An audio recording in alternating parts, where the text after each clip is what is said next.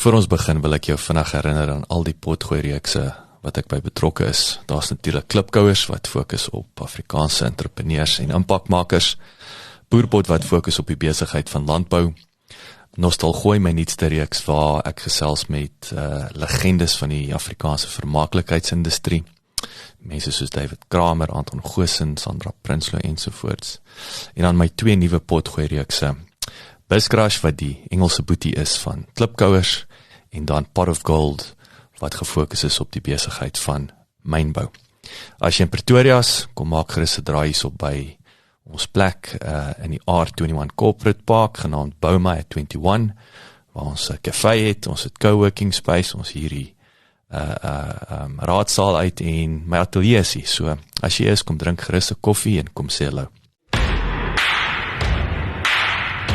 Welkom by die Boerpot potgooi-reeks, waar ons fokus op die besigheid van landbou.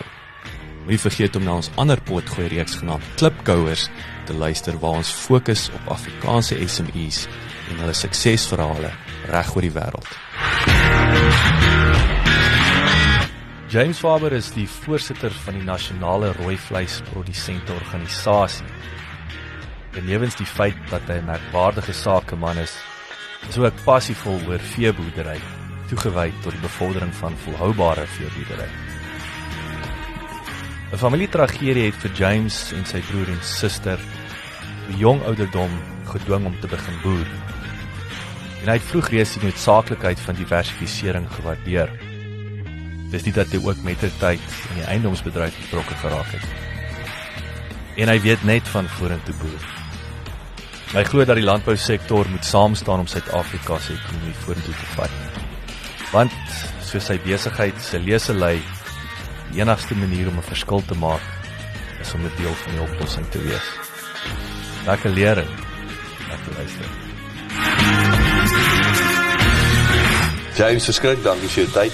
Dis lekker hier so, hier in Kimberley, hier in jou pragtige huis. Ek wil kom by die punt uit, is dit HQ van die plaas? Nee, dit is die HQ van die plaas, en hier is HQ van James en sy dorpsbesigheid. Goed, in my kantoor sit ook hier so, my dorpskantoor. Nee, Okay. So ek is heel wat verder as die plaas geïntegreer in die mark, en ja, ons HQ sit op die plaas, jy weet, goed, en ek het 'n broer wat deel van die besigheid is, en ja, ons kantoor en ons alles sit daar op die plaas, jy weet, so Gert, kyk daar, en dames wat saam met hom is, ons het 'n dame van die plaas ook hier so, en dan het ek dames hier, ons is in die eiendomsbesigheid, heeltemal weg van boerdery af dalk, maar dit was nodig geweest op 'n stadium om dit ook te doen. So ek wil dit 'n bietjie uitpak nou, maar vertel ons, waar het alles begin? Jy weet, waar is jy gebore, waar het jy groot geword, wat is die pad? Jy weet wat waar is hier so sit? Ja, Jacques, dis interessant. Ek is eintlik 'n boring mannetjie, ek kan maar die mense vra wat my ken. Ek is hier in Kimberley gebore, groot geword, skool gegaan, Diamantveld in Kimberley. So ek is regtig 'n Kimberliet van Margenbeen, Vrystaat Universiteit toe loop studeer. Ja, toe moet ek skielik loop werk daar by die ouers. Wat het jy geswat op Koffsies? BSc Agricultuur gedaan. Okay, so alles landbou gefokus. Ja, nee, eintlik ekonomie gefokus, jy weet, ek het landbouekonomie. Professor Botma, Dr.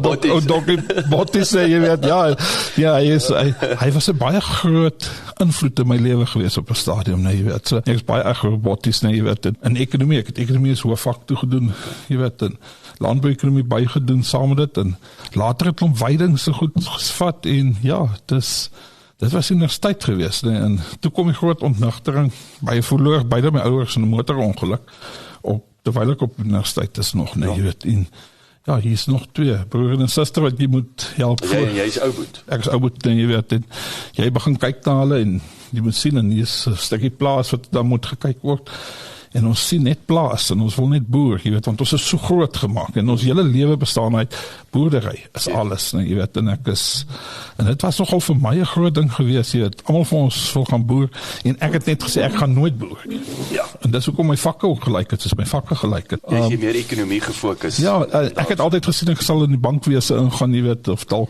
ergens daar rondeindig, jy weet, maar nee, toe, ja, begin boer, en my broer onmiddellik plaas toe, hy is in die weermag op daai stadium gewees, plaas toe, ja, en daar het ons begin boer, en so eind afgeboer, toe slaan ons 26% rente vir Ek onthou daai wonderlike prima rekord.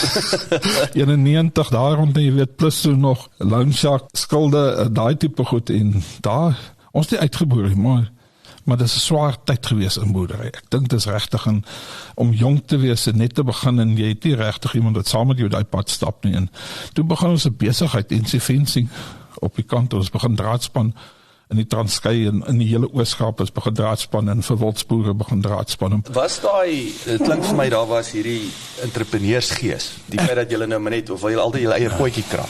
Ja, ons het net besef, ons kan vir niemand loop werk nie. Dit is nie as 'n opsie nie, jy weet. Ons doen ons eie ding. As ek moet terugkyk vandag en ek moet dalk vir jong mense raad gee, sal ek sê, ja, gaan werk dalk vir iemand net vir 2 of 3 jaar. Dat jy sy bakkies se tyres kan stik en spin en so 'n bietjie kan te veel kuier vanaand met 'n halwe babbelas môreoggend by die werk te kom, jy weet, en die werk loop nog steeds, jy weet, as jy vir jouself werk, moet jy sorg dat alles loop, jy weet. En, ja, so dit is dalk groot idee agter dit gewees, of ons nie geweet wat is die idee nie, ons het net geweet dit is van vorentoe gaan, nee. Daar is nie vir ons hou op nie. Ja. En ja, ek was seker amper 10 jaar wat ek in die Transkei was en wat ek daar draad gespan het en cabins gebou het en fisies gebou het in die Transkei, nee. Die Suid-Afrikaanse landbousektor is jarelank reeds die steunpilaar van ekonomiese groei, selfs gedurende COVID-19. Die teendeel daarvan, meen kenners, is egter 'n gebrek aan inklusiwiteit. Die Suid-Afrikaanse landbousektor is jarelank reeds die steunpilaar van ekonomiese groei, selfs gedurende COVID-19. Die teendeel daarvan, meen kenners, is egter 'n gebrek aan inklusiwiteit. Die eertydse tuislande soos Transkei is byvoorbeeld agterblewe gelaat en sit deesdae aan die buitekant van die landboukundige vooruitgang. Vergelyk byvoorbeeld die gevestigde plase van die streke in die groenland van KwaZulu-Natal met die vervalle toestande in die hoogs vrugbare dele van die voormalige tuislande. Ek wou by James uitvind hoe die Transkei daardie jare daar uitgesien het en of die streek steeds 'n toekoms in terme van landbou het. Weet wat, ek dink, daar's baie geld ingesteek uit regeringshoek uit om te probeer om opbeffing te, want dit is so 'n ongelooflike landbougedeelte van die land, nee. En daar's regtig baie geld ingesteek om nuwe lande te ontwikkel, om mynings te vestig en in stand primêre gewasse of wat? Primêre gewasse, veeboerdery, jy weet, en jy het 'n baie groot gedeelte van die mense gehad wat ons nou in die myne gaan werk het, en vrouens en die ouer mense wat daar so was. Nee. Maar ja, dit is 'n baie sleg en 'n baie sad deel in ons geskiedenis, dit wat daar gebeur het. En tot vandag toe nog, die verval wat vandag as ek radeer vandag gaan sien ek, had niks daarvan gekom nie. Yes. En daar is skemas potentiaal. Ongelooflik, nee, jy weet. En dis een deel van ons land, dink ek, wat ontsettend baie potensiaal het. En daar begin sulke deeltjies positief ontstaan. So kyk wat die wolmanne besig om reg te kry daar. Jy weet, Leon de Beer, hulle van die wolmanne, nee, jy weet, die nuwe ramme wat hulle vestig gekad is, wat hulle besig om te verbeter daar. So ja, definitief is daar 'n punt wat dit verbeter daar so, nee. Maar ja, ons is weg daar. Ek het toe 'n vrou raak geloop. En toe ek 'n vrou raak geloop en toe sê ja, okay, dit is so genoeg, nee, jy weet, ek gaan nou nie verder daar bly nog so 2 jaar aangehou, toe besef ek, maar dit is glad nie. Dit gaan nie werk nie. Sy sit hier in Kimberley en ek daar, en soos jy nou gehoor het, sy is professioneel. Sy het nog nooit op 'n plaas gebly en wil ook nie op 'n plaas bly nie. Sy wil operate. Sy wil operate, sy is besig en ja, dis ook in Kimberley gekom het, en dis ook in Kimberley begin bly het, nee, jy weet, is toe van ek getrouwd is die dag wat ek permanent in Kimberley. Maar was het nou lekker om terug te wees, nee? Ja, is amazing, nee, jy weet, en ons draadspan het ons dalk die fokus gegee om te kan boer. Jy weet, en ons aangehou, span vandag nog steeds raad, baie kleiner mate, maar ons doen privaat werk, ons is nie in die BE aksies betrokke, jy weet, goed is, ons doen dit baie klein op julle voorwaardes. En ons het mense wat regtig kundig is wat dit doen, jy weet, daar is ook 'n baie trotse beroep, en jy het kundige mense nodig, so ons sien die kans om daai kundige mense ontslae te raak, so ons gaan soek liewer se vir hulle werk, jy weet, en behou die mense wat vir ons werk daarso. Weet, om terug te kom wat jy begin gesê het van boerdery was nie die plan gewees nie, maar die draadspan het iets wakker gemaak. 'n gedeelte van dit seker wakker gemaak. En nou ek nog 'n broer ook gehad wat saam met my in die besigheid is, nee, en hy het die plaas in die gang gehou, hy het self moes loop werk op baie stadium ook. En hy het fisies vir 'n corporate club werk, maar baie gou, jy weet, as hy toe op die plaas gewees, nee, jy weet, en begin kyk, en ons begin om die diere te kry by die plaas. Onthou, 'n plaas wat die stok het, is nie 'n plaas nie. En toe ons, in 2000, toe begin ons eerste besproeiingsgrond aankoop. Kom staan net vandag stil, jy sê die aankoop, as ons nou dink, het het prima natuurlijk 'n bietjie ontspan het. Ek dink dis toe die property boom, nee, ek dink hy het gedrop hier na 15 toe, of was het amper al 10 toe, nee. So tussen 10 en 15 toe. 15, maar wat was die stand van saak? Ons weet vandag, jy kan nie landbougrond koop en om ek wil sê, of ou van die stad kan nie net 'n plaas gaan koop en om winsgewend bedryf nie. Was grond meer bekostigbaar daai tyd nog? Ek dink nog nooit was grond bekostigbaar nie. Jy weet, grond is nog altyd te duur gewees, nee. Dit is my eerlike opinie, want daar is 'n gedeelte van grond wat ons beleggingswaarde het, en jy weet, en daar's nog 'n sentimentwaarde ook, wat ons moet nie miskyk aan grond nie. Maar ja, grond gaan altyd te duur bly. Maar onthou, dis waar jou innovering kom, dis waar die nuwe tegnologie inkom, en dis wat maak jy om betaal, nee, jy weet, en maak geen fout nie, ons kan beklei teen inflasie soos ons wil, maar daar's 'n ander deel van inflasie som. Inflasie maak jy skuld betaal. As ons geen inflasie het, jy sukkel jy om skuld te betaal. En hieroor sal ek seker baie aangevat word en aangeveg kan word, nee, jy weet, want hierdie twee wêrelde van met inflasie, sonder inflasie. Dis fascinerend, want ek wil jou rentekoers gaan nie op. Hy bly dieselfde, nee, maar as jy meer kry vir jou produk, dan maar hoe meer effektief ek raak, jy weet, hoe groter raak die gedeelte wat ek op skuld terug, op kapitaal kan terugbetaal, nee, so. Maar ja, dis 'n baie relatiewe begrip hierdie ding, jy weet, so. In ons besluit daar in 2000 om grond te koop, ja, dis nie 'n denkwyse nie, dit is absoluut gaan voort. Hy's nou nodig. Ons koop hom en ons sê hy's nodig, nee, jy weet, goed. Maar meer interessant, in 2001 toe raak ons in die eiendomsbedryf betrokke. Wat ook jy sê met, want dis die boom, het was toe nou die volgende 5-6 jaar, nee, was seker rekord. Ja, in die groei, wat was, maar wie dit gesien gaan kom, onthou elke van goed doen jy op skuld, nee, jy weet, jy het nie kontant nie, jy het nie 'n klomp buitebeleggers nie, want dis ook 'n kuns wat ek nog nie lekker altyd verstaan, jy weet, om 'n klomp buitebeleggers te kry nie. Jy doen dit met jou eie vermoëns en jou eie kapitaal wat jy doen, en ja, dan begin die een en die volgende een word, en begin 'n speletjie word later, nee, en dis wat dit so lekker maak, nee, en jy weet, en ja, dis waar ons vandag is, nee, jy weet, nog grond gekoop later, klomp eiendom gekoop. Is dit julle groot, ek wil sê daai kapitale inspuiting om die boerdery verder te groei en te bedryf uit die huis? Nee, glad nie. So hoe staan 'n bietjie stil daar? Hoe was daai portefeulje? Nee, daai portefeulje staan heeltemal los van mekaar. Hulle kom glad nie by mekaar uit. Ons probeer hulle ook as aparte entiteite te bedryf ook. Die boerdery staan op sy eie, en die boerdery bestaan basies uit 2 eenhede, uit 'n vee-eenheid en 'n besproeiingseenheid. En jy weet wat besproeiingsgronde is teen die Vaalrivier, en dan die eiendomsportefeulje bestaan hoofsaaklik uit residensiële eiendom. En meestal hier in Kimberley, bietjie in Bloemfontein, maar hy staan ook totaal op sy eie voete, nee, en ja, dankbaar vandag kan ek sê, jy weet, dat hulle op hulle eie voete elkeen kan staan, nee, jy weet, en ook kry subsidiering, want dan moet ons een van hulle tot niet maak. Of is moeilik om te weet wie bloei, jy weet, is dit 'n bietjie te... Ja, en kan nie hy somme maak, jy weet, so die boekhoudstelsels staan totaal uit mekaar uit, en ons glo daarin, jy weet, dis hou die goed so ver as moontlik uit mekaar uit. Dit is nie altyd moontlik. Kom ons sê vir mekaar, dit klink so maklik, maar dit is nie altyd so maklik nie.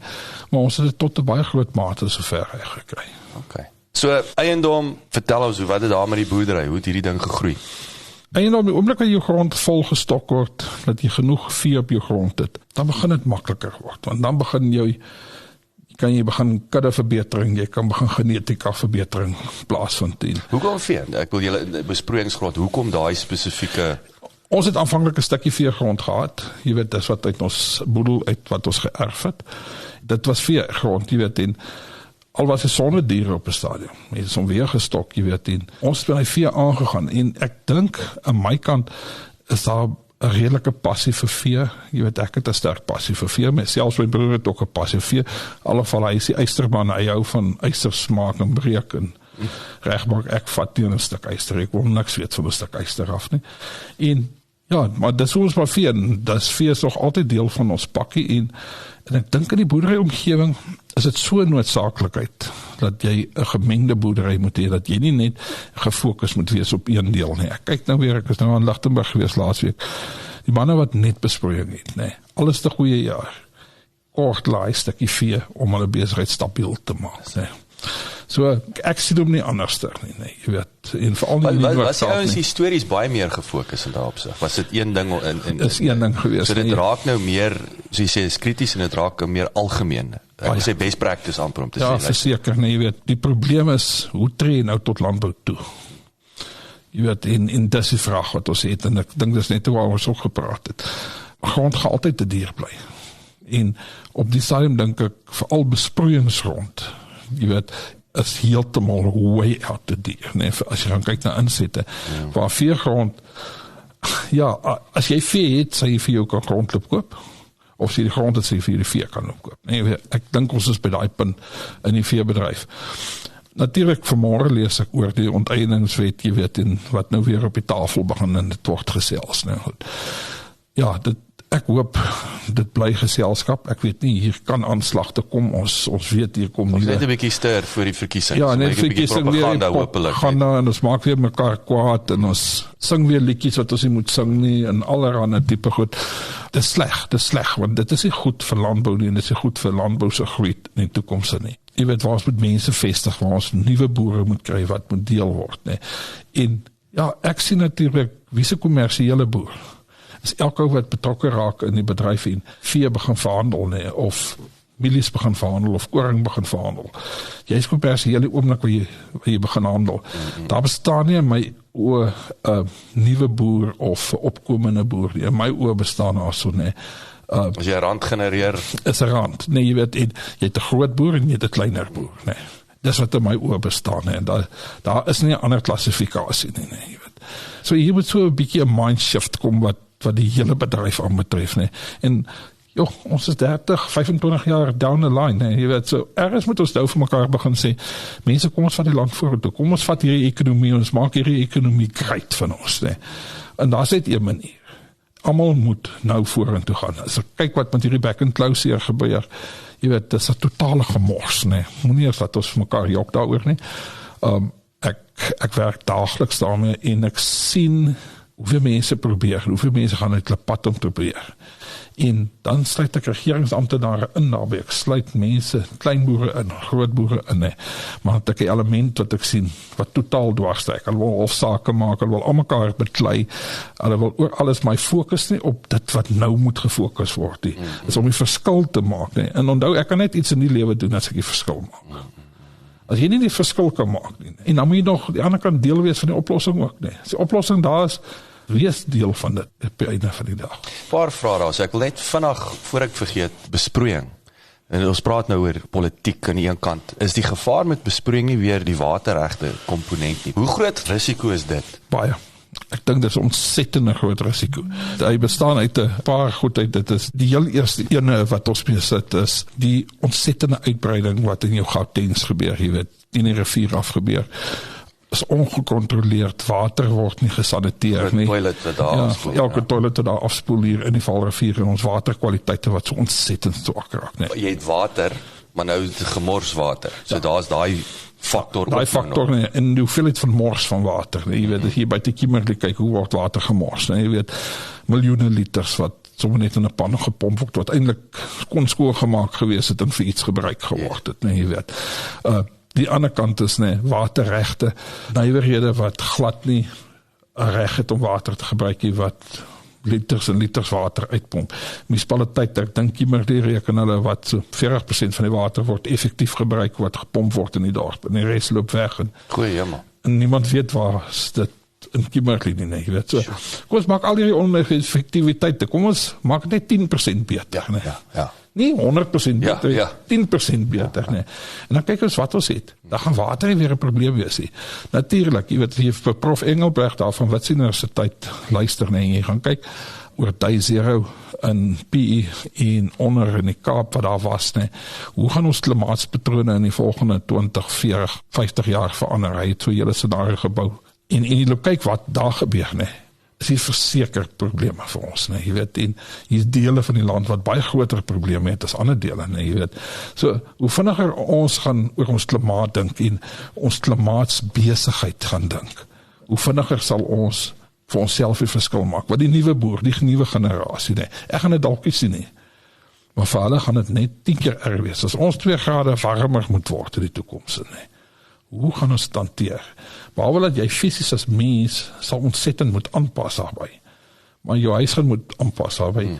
Jou plaas moet aanpas, jou diere moet aanpas, jou hele bestuurspraktyke gaan moet aanpas. Dit is interessant, die het nou gepraat nou met Back and Close hier, en dit, as ek so ook na die ouens luister, soms is die positiewe ding van 'n, ek wil sê rock bottom is, dis wanneer ouens begin wakker skrik, om te sê, luister, dis erg, het kan nie erger nie, maar ons moet nou saamwerk. Jy praat nou van water ook, weet, ek onthou van die ouens het vir my daar in die Oos-Vrystaat onlangs vertel, jy weet, is nou weer die regulasies, toe hulle nou om 'n dam te maak. Boere is reg om die damme te grou en om alles te doen, maar nou kom daai red tape, wil ek sê, van die regering weer, maar die ouens wil fines, actually maar net breinkoevertjie, ou wil jou kom beboet omdat jy net 'n eie dam hier gebou het vir jou hoenders, argumentsontalwe. Hoe gaan ons om daai kom? Ek bedoel, is jou nuwe regeringsamptenaar, weet, ons praat nou van die, ons nou gepraat van die jong boere, weet, jou sub-40s. Ek wil sê, as jou sub-40 politici bietjie beter. Ek wil sê, is daar hopelik groter, minder korrupte blikskotels. Ek bedoel, lyk dit positief ten minste? Of is dit symal? Weet jy wat, ek dink daar is mense wat wel 'n verskil wil maak en baie wel opgevoed is in die hele bedryf van ons. Ne? Ja, lyk hulle beter, ek ken hulle nie, so ek weet, ek kan nie vir jou 'n eerlike antwoord daaroor gee nie.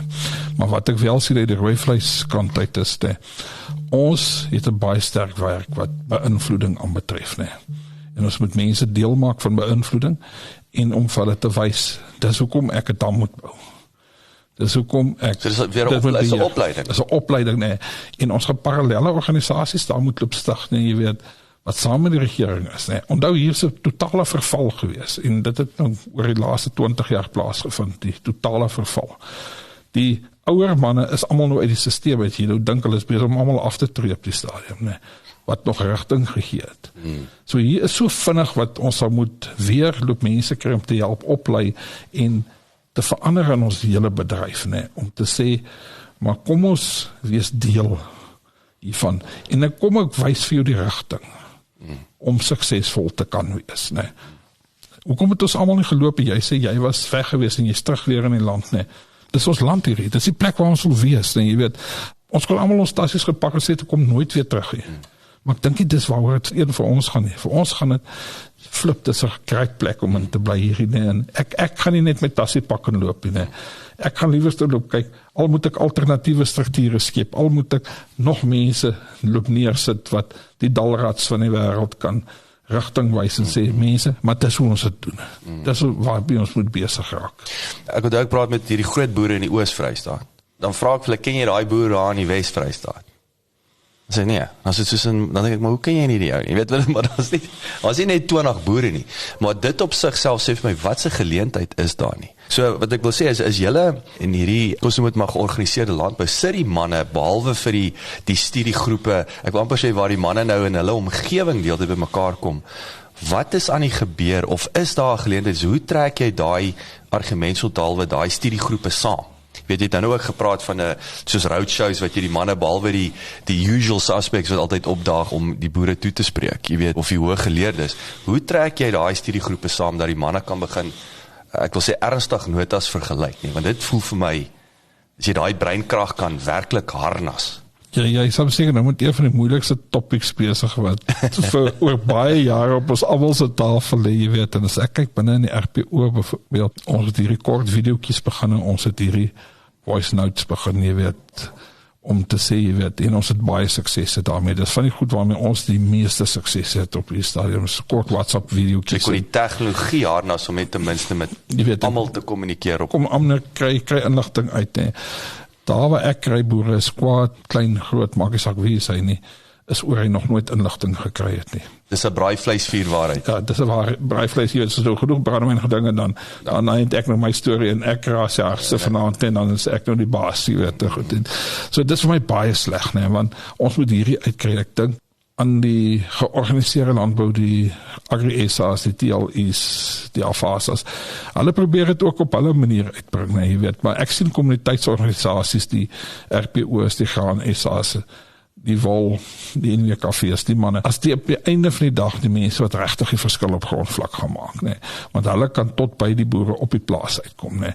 En om hulle terug te trek met tegnologie, en hier gaan ons moet mooi loop dink oor tegnologie, jy weet, en hier leer ek vandag oor podcast weer heeltemal iets anders dan jy weet, en ek weet van podcast, maar nou, eintlik weet ek niks stuk volgende agter gekom, nee, jy weet te goed, nee. Want dis baie soos hierdie kort videoetjies wat ons ook maak, jy weet, en wanneer het ons tyd? Onthou, ek spandeer 80% van my dag, 60%, 80% van my dag, baie van my dag op die pad ergens, jy weet, of in 'n vliegtuig, of ergens op pad om te ry, sit op 'n lughawe, sit te wag vir die volgende persoon om te sien. Jy weet, en dis waar die geleentheid is dan, om te sit te luister en te hoor, jy weet, en jy kan soveel e-books sit te luister soos jy wil, maar hier op 'n stadium raak jy daarvoor ook nog, jy weet, dis want dit bly dieselfde, en die oom wat vir jou sit te voorlees, hy raak later net te erg vir jou, jy druk op net dood, jy weet, so kan ons gaan, jy weet, en wat doen ons almal, ons luister vinnige goed, lees 'n vinnige artikel wat ek vinnig kan lees, nee. Onthou, die meeste van ons lees glad nie meer vandag nie, nee.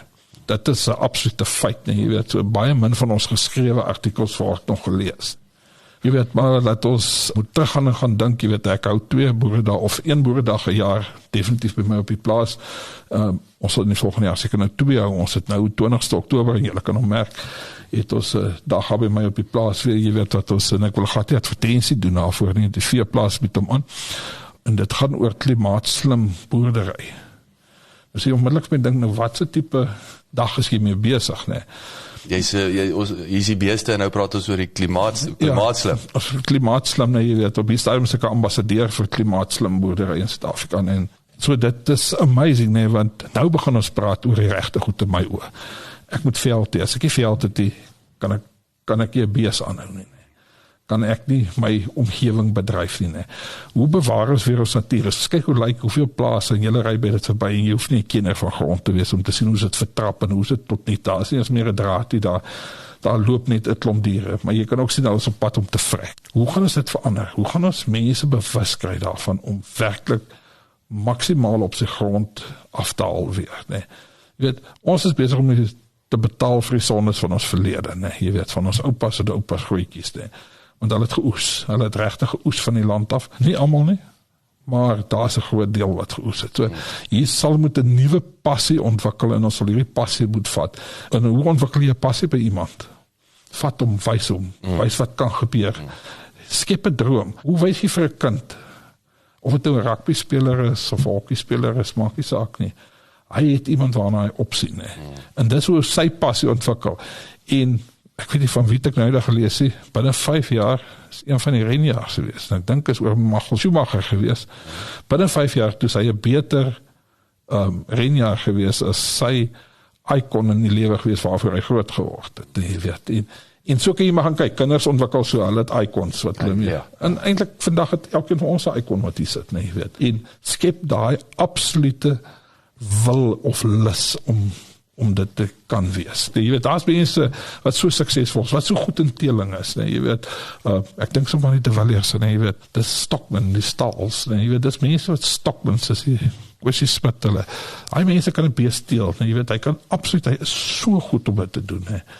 En ons moet hulle kennis op tap, oor 10, 15 jaar sal dalk nie meer by ons in ons bedryf nie, nee, jy weet, maar dis die icons wat ons weer moet loop vestig om te sê, jy weet, jongman, kyk daar, leer daar, nee.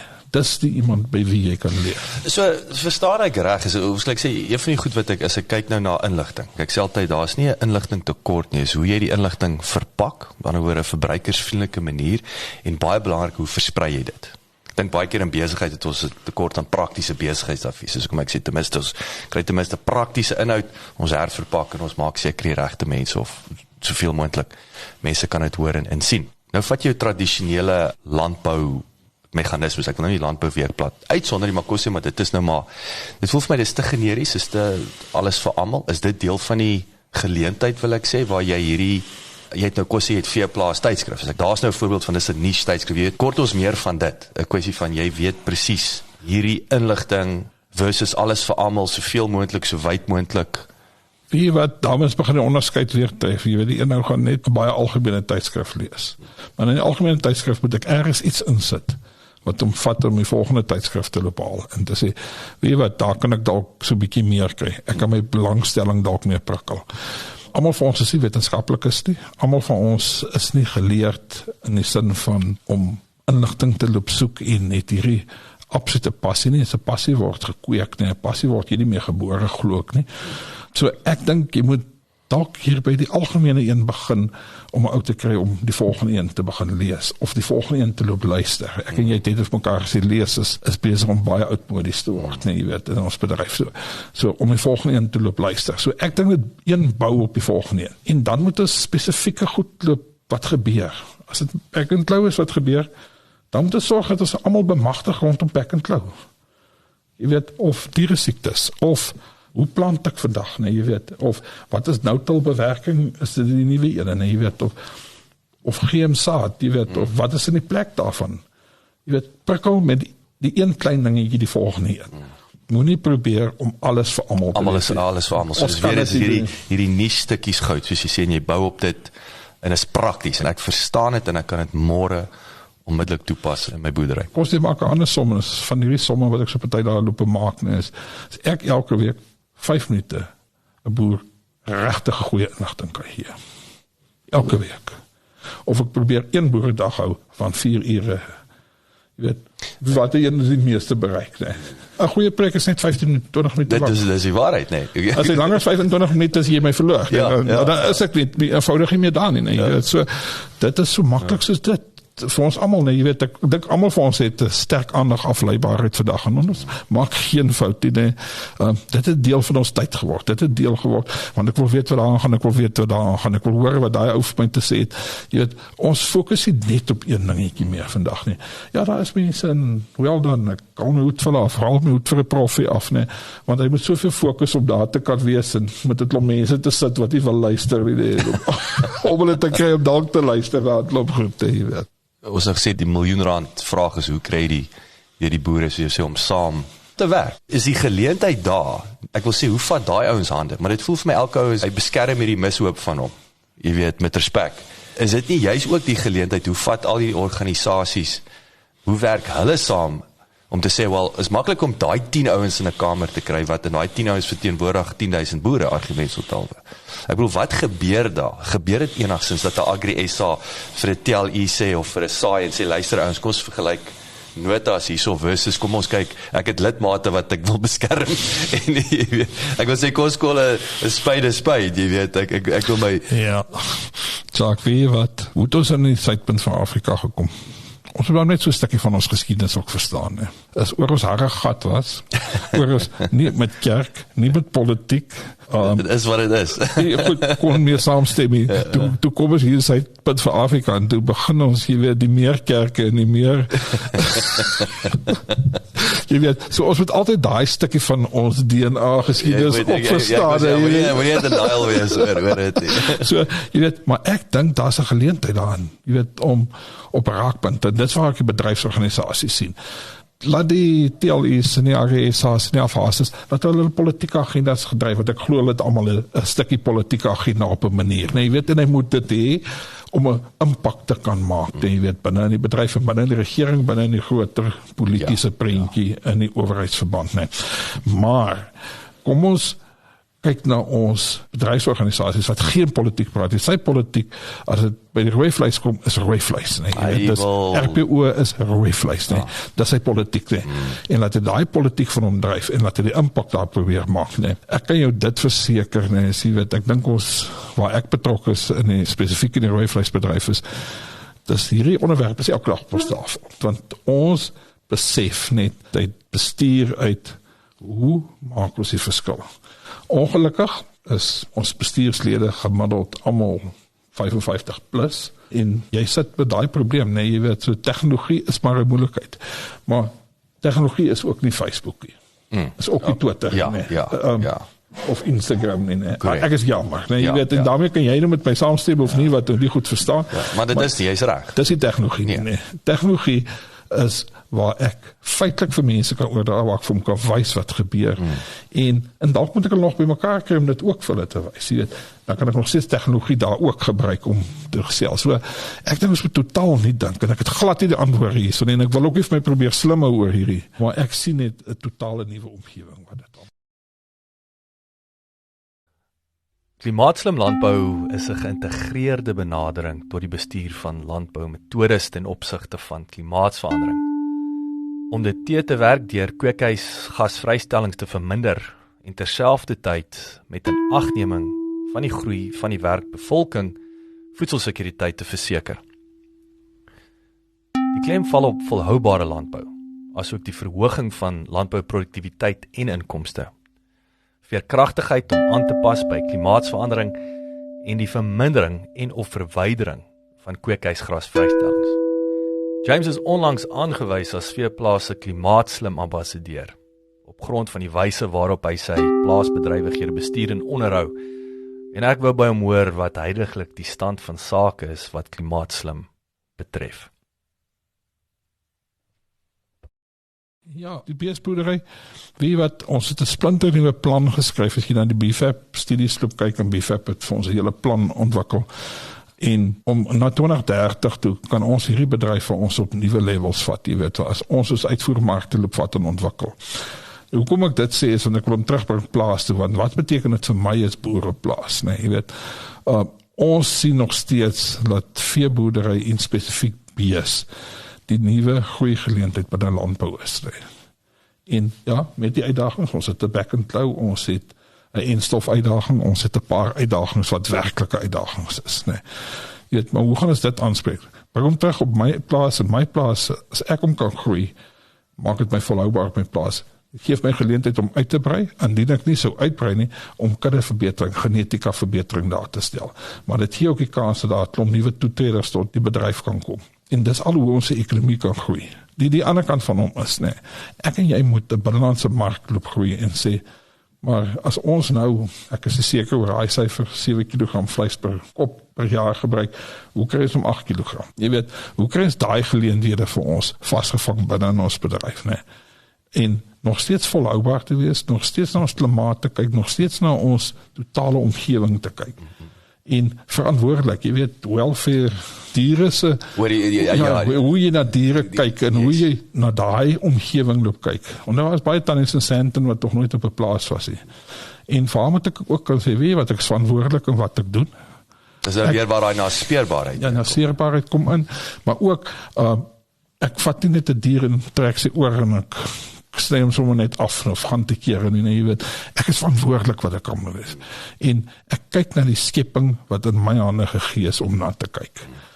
Jy weet, so daai is 'n baie groot geleentheid dink ek wat ons nou het, nee, en ons moet baie vinnig daarmee werk, want hierdie geleenthede gaan by ons tyd verbygaan, nee. Dan kom maar 'n volgende bedryf, jy weet, die sitrusbedryf het vroeër so 'n geleentheid gehad, en so kan jy maar kyk, al die communiteite op 'n stadium kom in 'n groei geleentheid in, en ek en ons is nou daar met bees, ek is verseker daarvan met bees, maar ons moet ook kyk ook hoe ons natuur daar binne gebruik, nee. Genetika gewys, ons het genoeg genetika in die land, ons moet dit net loop uitbou en dit loop beter maak, jy weet, oorlede Dr. Michael Bradfield, jy weet, ek sal nooit vergeet, hy het so baie vir my gesê, jy weet, gaan kyk na jou bees, gaan kyk net, hoe kan jy hulle verbeter, jy hoef nie nog meer beeste op jou plaas aan te hou nie, nee. Hoe verander jy genetika, hoe kan jy meer kilogramme per hektaar produseer, nee, en het besluit twee komponente. Kilogram per hektaar, nee, maar ek wil dis nie, praat die ouens so. Nog nie, jy weet, dis termes wat ons moet vestig, nee, jy weet, en dit kom uit twee kante, een is op genetika, die ander kant is, hoe lyk my veld, hoe lyk my omgewing, jy weet, dis waar die hele klimaat ding van afkom, nee, hoe begin ek kyk na my besigheid om dit te kan vestig, nee. Maar kom staan gou daar stil, vertel ons nou 'n bietjie, wat is nou die klimaatslim, hoe kyk jy in die veld, wat is aan die gebeur, ek sê, wat is die stand van sake, het klink vir my, weer eens, dit is 'n... Ja, Jacques, weet jy wat, ek ek weet nie of jy van die IP by veeplaas lê nie, maar die einde van die dag is dit as 'n boodskap om te dra, nee. En die boodskap is om te gaan sê, gaan terug na jou natuur toe, gaan terug grond toe, gaan in jou plaas, nee. Loop meet wat het jy, nee. Gaan kyk wat se veld het jy, wat is jou samestelling, wat is jou omstandighede binne in jou omgewing. Dit is nie net, my veld moet beter wees as die ou in Limpopo of in Oos-Kaap nie. Dit is nie vergelykbaar nie, of in die Karoo nie. Ons almal besef dit. Maar hoe lyk jou omgewing, jy weet? Is jy besig om al die houtindringers wat so oorneem op die stadium? Wat doen jy daaraan? Ons moet onthou, koolstofvlakke is besig om baie vinnig te styg. Al ons fossielbrandstowwe wat ons brand in hierdie land. Maak 'n baie groot verskil. En dit verhoog koolstofvlakke en dit verhouding van ons omgewing vind plaas. So daardeur moet ons inmeng, jy weet, of meganies, of chemies, of op watter manier jy dit ook al sou toepas, nee, jy weet, om dit te verander. Nee. En dis waar ons die klimaatslimloop dink, jy weet, en sê maar, okay, hoe rus ek kampe om sekere spesies grasse vir die kans te gee om te ontwikkel? Wat is my beladings, nee? Hoeveel diere per hektar hou ek aan? Want as dit te veel diere is, dan vreet ek sekere smaaklike spesies eenvoudig maar net dood. Dis maar net soos ek, as daar te veel lekker goed is, dan hulle eet ek altyd skoon op. Nee. Daai wat jou maag gesê, die mal van pudding oorbly. Ja, daai wat jou maag sê, jy sal die pampoen eet, jy weet. Dat ons almal gesukkel om die pampoen te eet. Maar sy het geweet wat is goed vir ons, jy weet.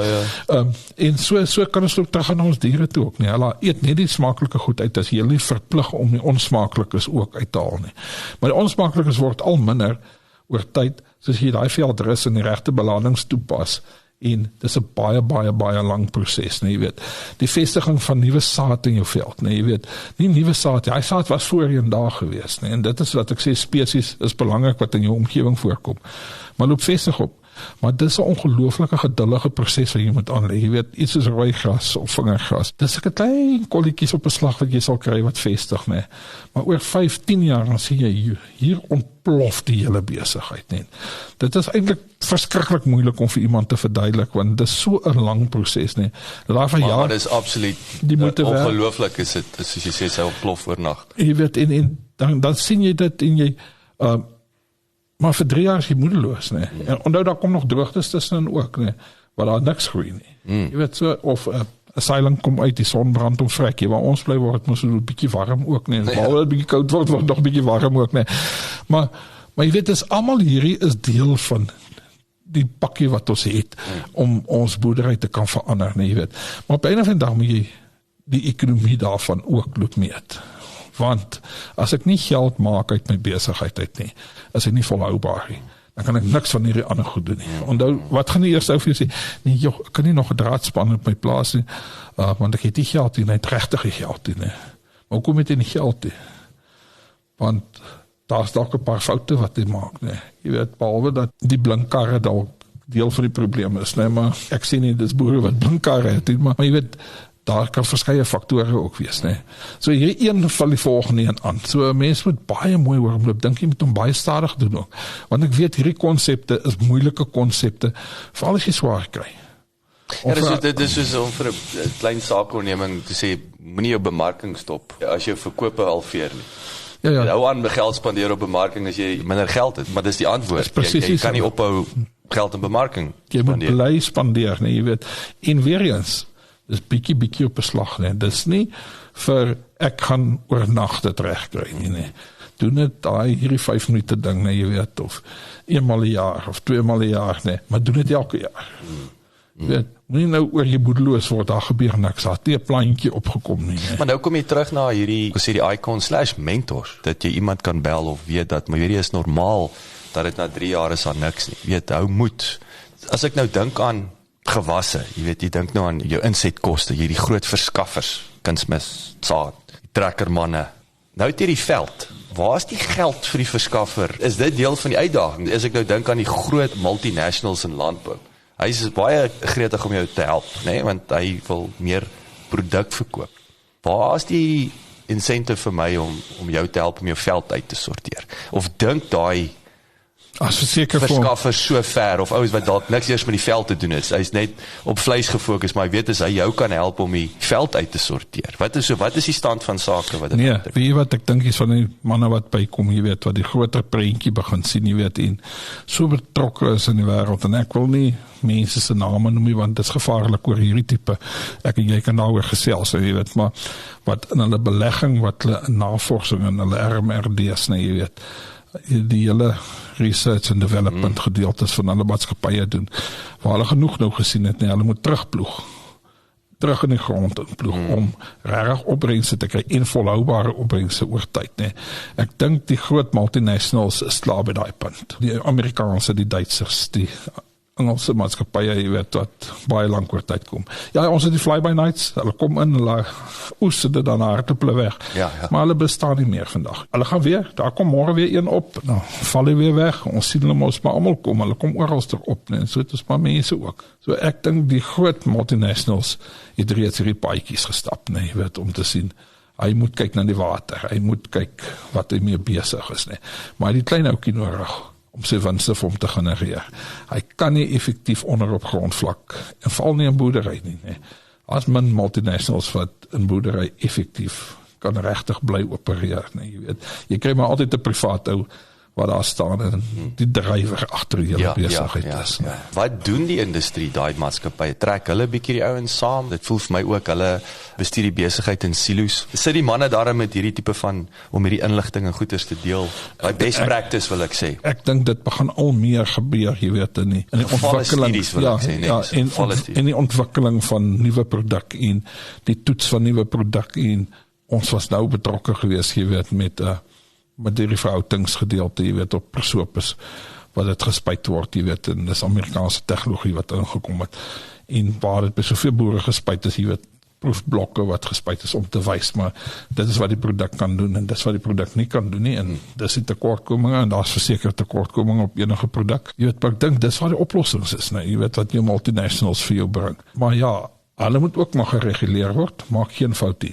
My probleem is, as ons dink bijvoorbeeld aan iets soos enstof, nou sit jy met een maatskappy in die land, wat 'n staatsmaatskappy is, wat alleen enstof mag vervaardig, nee, jy weet nou, een van ons groot bekleie is, en ons beïnvloedingswerke is om te sê, nee, ons kry soveel as moontlik privaat manne wat deel word, en dit begin gebeur, maar jy het 'n lisensie nodig. Daai lisensies word so streng beheer, en ek en jy kan verstaan hoekom, want elke ou kan dalk 'n COVID virusloop skep, en kom tussen my en jou rond los, nee, jy weet, so jy moet baie strenger regulasies sê hoe die goed gedoen word, nee, maar op die einde van die dag is dit byvoorbeeld een plek waar ek sien wat verskriklike groot geleentheid. So, definieer daai geleentheid. Soos dit 'n beter enstof, of wat is die beskikbaarheid, dink ek is nommer 1. Is dit die groot? Is nommer 1 is beskikbaarheid.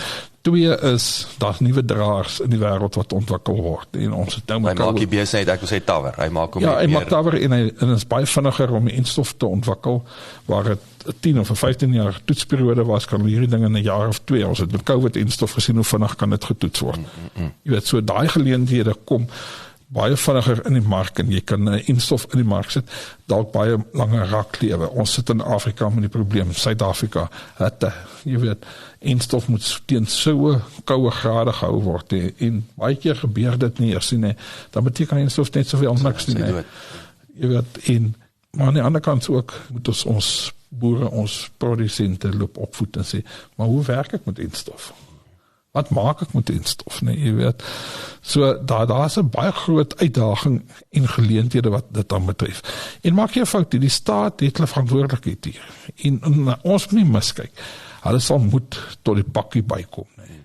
En as hulle tot die pakkie gaan bykom nie, gaan hulle deel van die val van 'n groot deel van ons ekonomie wees, want die helfte van die ekonomie lê nog in die onderontwikkelde sektor, nee, jy weet. As ons nou kyk na hierdie merging swart boere en so aan, weet, omdat wil sê tradisioneel jou swart stamme en so aan, weet, die bees, dis die bate. Jy weet, hierdie goed is nog realiteit. So is dit minder gecompliseerd om jou swart boer vee gefokus te hou, as wat hierdie ou probeer nou op 200 hektaar mielies plant. Dit voel vir my amper, dis low hanging fruit. Ons gaan makliker 'n klomp swart veeboere. Verseker, nee, jy weet, is 'n klomp low hanging fruits, nee. Maar ons moet net die idee eers daar kry, en die bewys daar kry. En dis weer uit, ek vir jou sê, ek kry 'n icon. dat daai ou kan sien, maar my mede-buurman is suksesvol en hy het 'n behoorlike salaris vir hom verdien uit sy beesboerdery uit. Jy weet, hy kan ten minste vir hom nie net meer mieliepap produseer van sy land af nie, maar hy kan dorp toe gaan en dalk die televisie ook toch Jy deel daai economics, jy sê vir hom, luister, daai is die size, dis die geval is dis die grootte van, dis wat het gekos het, dis wat hy genereer, wil jy ook van dit hê? Ja, en sien, onthou, groot deel van ons samelewing wil sien, jy weet, ek glo jou nie, jy weet, dan nie vir my kom jokkie, nie, vertel vir my die waarheid, en nie vertel is, en jy wys vir my, jy weet, hierdie ou is suksesvol, jy weet, en hoe is die volgende ou suksesvol? Dit is so spin-off wat van een na die volgende een toe gaan loop, jy weet, en so ek glo die geleenthede is ongelooflik, wat dit hom betref, Ek wil sê, as 'n veeboer, as jy bevooroordeel dit, of is dit werklik, as jy een tipe boerdery moet uitsonder wat Suid-Afrika groot impak kan hê, sou jy sê dis vleis? Vleis verseker, jy weet, ek is absoluut vleis en is so, ek seker so betrokke is, en is so ek op nasionale vlak dalk so betrokke is ook, jy weet, binne in die totale vleis. En ons uitvoergeleenthede wat, ek bedoel, so sê, we haven't scratched the surface, Ek bedoel, is dit 4% of so iets? Ja, 4% op die stadium wat ons uitvoer, jy weet, en as ek vir Gerard van den Berg van BFAP luister, jy weet, en sy hele berekeninge behoort ons na 2030 toe na so rondom 20% te beweeg. Nou jy kan daai faktor dit meer loop maal en sien wat kan gebeur. En, maar nou dan gaan ons moet werk. Hier gaan moet regtig 'n klomp mense sal moet saam staan, jy weet, regeringsmense, jy weet, dit Dewald is baie hard in die werk, jy weet, in die agtergrond ook om daai dat ons net eers die papierwerk agter mekaar kry, jy weet, en ons glo ons papierwerk is baie ver wat dit dan betref ook. So kom ons praat oor ter afsluiting weer die RPO. Wat is daai stappe? Hoe kommunikeer julle met die lede? Juist nou hierdie, ons het nou gepraat van die 5 minute snippet. So hoe kommunikeer julle daai? Hoe wys julle daai wys? Ek weet net een ding vandag is, ons doen dit definitief nog nie genoeg nie. En ons kom nog nie op grondvlak uit waar ons moet uitkom nie. Dis my vraag, en ek het self gevraag, ek het nie veel antwoord, die hele man is of my antwoord kan gee, maar ek dink ons moet tegnologie gebruik. Ons gebruik baie min gedrukte media nog, maar ons moet maar 'n bietjie gedrukte media gebruik. Die ou boere daar bly betrokke, bly in iemand se gesig, die heel dag, Om 'n minuut advertensie op 'n radio te sit, wat jou 1000 of miljoene rande kos, dit wil glad nie werk nie. So ons moet maar net terug gaan en weer sê, ons gaan baie energie en tyd spandeer om op kort maniere dit te loop bekendstel. Jy weet, en hoe kry ek ou dat hy weer terug gaan? Laat hy môre, hoe sê jy weer Sondag weer gaan luister na vorige Sondag se preek, Jy weet, wat het hom getrigger, Jy weet, so die geleenthede is daar, Maar dit is 'n baie, baie lang proses, en dan moet ons ook die wil skep, die wil en die lus, en die, hoekom wil ek voorheen toe gaan? Wat wil ek meer in die lewe hê? Want dit moet 'n honger te wees. As jy nie 'n honger te vir iets het nie, gaan jy dit ook nie loop haal, So, ja, dis nie maklik. 'n teiken wees, Mense onderskat soms, mense dink almal het 'n teiken. Of almal weet om 'n teiken te definieer, En ek raak moeg vir blyswaar kry ek. Onthou, soos hier in groot dele van die Karoo vir 10 jaar lank geen reën gehad het. Mense, ek kan nie eens dink hoe voel dit nie. Ek het geen idee emosioneel waardeur het jy gegaan, jy weet, en hoe 'n gebreek is jy as jy op daai termes beweeg het, Daai mense moet weer hoop geskep word, Jy weet, waar hoop is, kry jy die volgende stap, Jy weet, en so moet dit ontwikkel, maar ons moet geen fout maak, daar's 'n klomp van ons boere wat hulp nodig het, wat ons moet probeer om te sê, jy weet, kom ons help julle. Jy weet, maar as niks wat 'n boer so hoop gee in die lewe soos reën nie, Dan moet jy ander goed bybring, jy weet, en ja, iets soos die landbank wat tot niet is, die ou landboukrediet wat tot niet is, daar moet maniere wees om boere te help. Hoe sien jy finansiering van landbou? Fyn tamaleetjie daai wat ek nie lekker vir jou kan altyd hê, want jy weet, ou kan nie bate hê, hy kan selfs grond hê, maar hy het nie die terugbetaal vermoë om jou terug te betaal nie. Dan beteken die bate niks, dan beteken die verband wat ek by jou vat vir jou absoluut niks nie. En ek wil sê, amper die ou wat vir jou die geld gee, hy moet dit weet, maar hy weet nie al, hy vat net jou plaas, Maar daar kom iets soos 'n landbank, jy weet, in hierdie hele landbank, landboukrediet sal moet loop reinvent word, Dit kan nie wees soos dit nou was, ek wil vir jou geld leen, maar ek moet met sekerheid leen. Maar dan moet ek vir jou loop leer om te sê, maar jy behoorlik kan produseer. Ek moet seker wees, jy wil dit doen. Jy is nie net 'n skelm wat vandag by my R10 vat en môre is die R10 gespend en hy's weg en ek is ook weg. Ek het nie 'n naam en nommer nie. So ons moet die hele proses weer loop herdink en sien hoe gaan ons finansiering stel. En ek sien dit natuurlik as 'n staatsplig, jy weet, om dit te doen. Andersins moet ek uit die private sektor sê, ek skep 'n fonds, ek is bereid om my geld af te skryf, maar ek gaan klomp mense oplei, ek gaan landbouekonome en grondkundiges en wie ook al binne 'n maatskappy sit en ons sal 'n landbouontwikkelingsfonds wat ons dan daar sal doen. So daai geleenthede is daar, maar dan moet daar 'n belastinginsentief of iets kom van regeringskant af om te sê, maar okay, raak betrokke daarbey, maar ek kan vir jou belastingafskrywing gee, want daar is mos nou niks vir my in as 'n besigheid om geld te loop belê in so stelsel, jy weet, as daar nie vir my 'n groter fonds is. Daar's 'n risiko, nee, so jy moet soek 'n incentive. Verseker. So dit voel vir my ook dat ons gaan heel moontlik, ek bedoel jou groter kommersiële boere, ek bedoel daai manne, soos wat die ander ouens nou maar die dorp begin regmaak en die paaie begin regmaak. Voel vir my ons gaan op 'n punt kom waar ons dalk net maar net 'n boerbank op 'n stadium gaan geskep word en die ouens gaan net sê, wel, ons streef soos 'n finansiële instansie op. Ek sit my miljoene, maar ons is 1000 boere en ons investeer net in die game wat ons ken en verlief is. Maar jy weet, maar dan moet die opleiding ook agter sit. Ja, dan moet ek seker maak die ouer die geld vat. Ja, dis nie net is dit 'n backup agter hom, jy weet. As hy moet plant, laat hy weet wat plante of as hy moet boshuise spuit, laat hy weet hy moet 'n boshuise spuit. Daar moet 'n program wees, daar moet 'n veearts tot sy beskikking wees, daar moet 'n landboukundige noem al die professies wat daarbey betrokke is, nee, jy weet, want nou dan kom ons sommer nou by weidingskunde byvoorbeeld, nee. Ons lei nie meer een weidingskundige in Suid-Afrika op nie, nee. Dis 'n professie wat besig om uit te sterf, nee. Hoekom is dit? Is dit nou net weer die departemente wat platval op waarsty-level? Ja, op waarsty-level en daar's nie werk vir hulle nie. Dis 'n baie groot probleem. As jy werk soos vir iemand soos 'n weidingskundige nie, onder by Natal Universiteit doen hulle so klein bietjie werk nog, want hulle het die aangeplante weidings vir die weidingskundige skry nog so klein bietjie werk daar. Maar Vrystaat Universiteit en Stellenbosch en Tikkies. Wie vervang hy jobs? Dis daar nie is nie. Hoe? Ons het die mense nie weet, die gemiddelde weidingskundige en ek kan jou ook ons vir Dr. Louis Naiman of hulle is almal oor die 60 al, nee. Dis 'n tipe van 'n ek wil sê jou succession crisis en ons het geen oorgang wat ons hier het nie, jy weet so is klomp sulke goed wat ons moet loop sit en regtig moet loop dink en ek hoop dis wat ons uit die RPO hoek uit het ons navorsingsgedeelte uit kan loop sit en doen en sê mense maar kom ons dryf dit, nee, nou dis nie maklik nie want jy het geld nodig.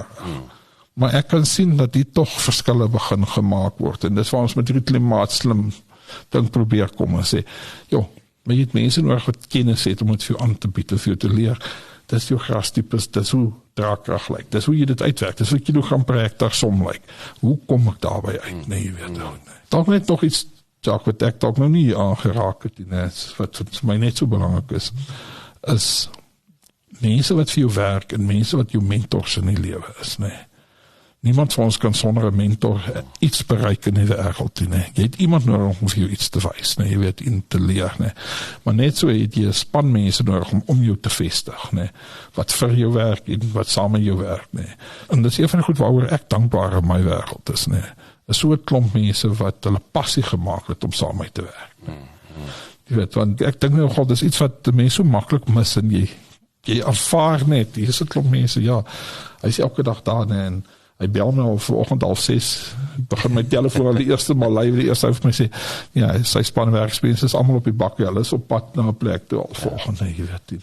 Dis so dankbaarheid wat 'n mens moet hê om regtig getroue werksmense te hê wat deel van jou oplossing is, 'n deel van jou pakkie is, nee. En te kyk na hulle, nee, om hulle op te pas. Ek dink dis dit op sigself, nee, dis hierdie dis maklik. Ja. James, dit is fascinerend, hoor, en is vir my, ek moet vir jou sê, jy kon my, soos jy kon voel met dat jy nie geweet wat 'n podcast is in die begin van die gesprek nie, maar dit is vir my verfrissend dat, en ek dink so dat opsom, dit is vir my, dis weer daai praktiese stukkie inligting, let wel prakties, dis geanker in die praktyk en jy vat dit en hoe versprei jy dit, en jy maak seker dat die ou dit kan verstaan en dat hy dit toepas. Ek bedoel, dis waarmee julle ouens besig is hierso, en dit is baie opwindend, en ons kort meer van dit. Ek wil sê, die leer, en ek dink selfs ons praat van universiteite en goed, daar seker ook, ek wil sê, 'n geluk by die ongeluk, dat daar's nie meer plek vir akademiese gevolgtrekkings of stellings of teorieë nie. Dis die leier, dis die ou in die gemeenskap wat hierdie proef is in 'n pudding, en hoe kry ons daai blueprint van daai ou en maak seker die ander ouens pas dit toe. Jy weet, so dis my opwindend waarmee jy besig en hoe jy besigheid doen. So, wel gedaan. Dankie, Jacques, jy weet, ek wil afsluit om te sê, jy weet, ons besigheidslese is, wees deel van die oplossing. Be part of the solution. Jy weet, dis ons besigheidse, julle lese is daarop gesqueen, jy weet, en ja, dis al wat ek kan sê, jy weet, ek moet deel van die oplossing in die groter prentjie wees. Hou baie daarvan. James, verskrik dankie vir jou tyd. Dit was baie lekker om dit te gesels het. Dankie, Jacques. Baie dankie dat jy geluister het. As jy gehou het van die episode, onthou asseblief om te deel met jou vriende en familie en baie belangrik teken sommer in, dat jy op hoogte kan bly van al die nuwe episodes. En besoek gerus ons Facebookblad @boerpot.